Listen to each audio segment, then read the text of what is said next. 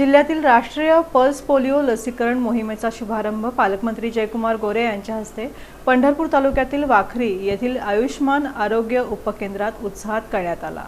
ग्रामविकास मंत्री तथा पालकमंत्री जयकुमार गोरे यांच्या हस्ते जिल्ह्यातील राष्ट्रीय पल्स पोलिओ लसीकरण मोहिमेचा शुभारंभ रविवारी आयुष्मान आरोग्य उपकेंद्र वाखरी तालुका पंढरपूर इथं उत्साहात करण्यात आला।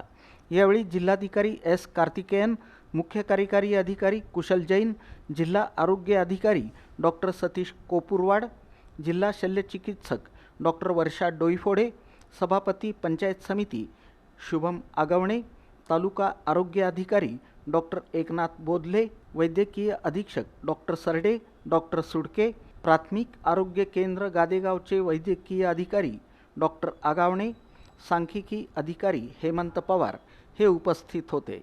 तसंच परिसरातील जिल्हा परिषद सदस्य, पंचायत समिती सदस्य, वाखरी गावचे सरपंच, उपसरपंच, ग्रामपंचायत सदस्य, ग्रामपंचायत अधिकारी कोळी, आरोग्य कर्मचारी, पालक आणि लाभार्थी मोठ्या संख्येनं उपस्थित होते।